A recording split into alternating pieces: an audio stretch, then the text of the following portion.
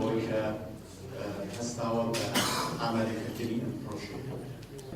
پرۆگرامی یانڵێن پرۆژەی فرەس وەکوفرێکە نێوان کارخواز و وەروەها لە نێوان خاوەنکارەکاندا.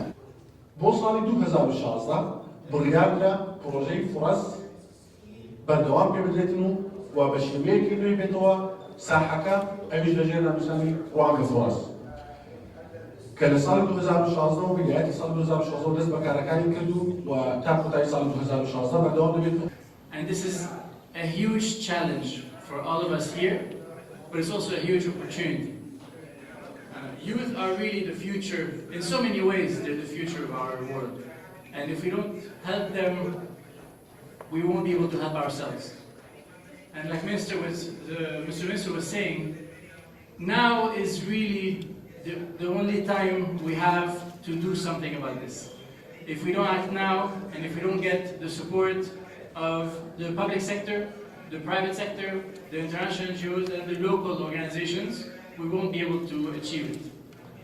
Especially with the rise of extremist movements, it's becoming extremely clear that we need to focus on the youth, extremely clear that we need to help them achieve their goals because other people will come in and take them away from us.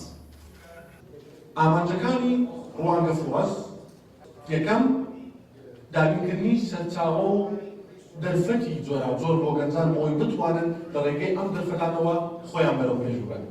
لە هەمان کاتدا لە ڕێگەی پۆرتاڵی فرەسەوە بە شێوەیەکی بەردەوام گەنجەکان پەرە بەتوانەکانیان بدرێت و بەرەو پێش ببردرێن لە شێوەی پێشکردنی خۆی ڕاهێنان وەکو پێشتریش باسم کرد چ بە شێوەی ئۆنلاین بێدەن چونکە یەکێک لە خزمەتگوزاریەکانی پۆرتاڵی فرەس ئەوەیە کە بە شێوەیەکی بەردەوام خولی بەردەوام پێشکەش دەکاتن لە چەندەها بواری جیاوازدا.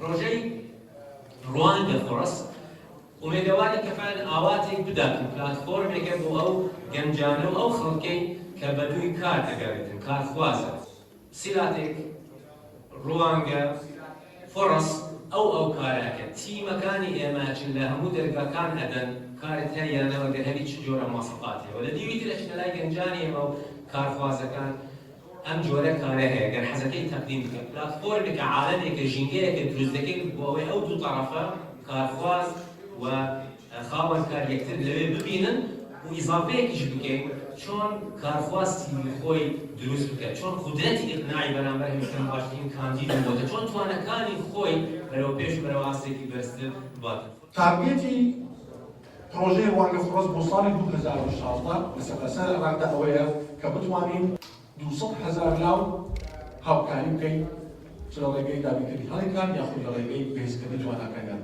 لە هەمان کاتدا دابینکردنی 9,000 هەڵێکار لە سەرتاسەر عێراقدا و تۆمارکردنی 1000 کۆمپانیای نوێ تا بچتە سەر ئەم 3500 کۆمپانیای تریشتر بۆ ئەوەی گەنجان بتوانن هەموو کاتێک ئاکسێسیان هەبێت بۆ کۆمپانیەکان.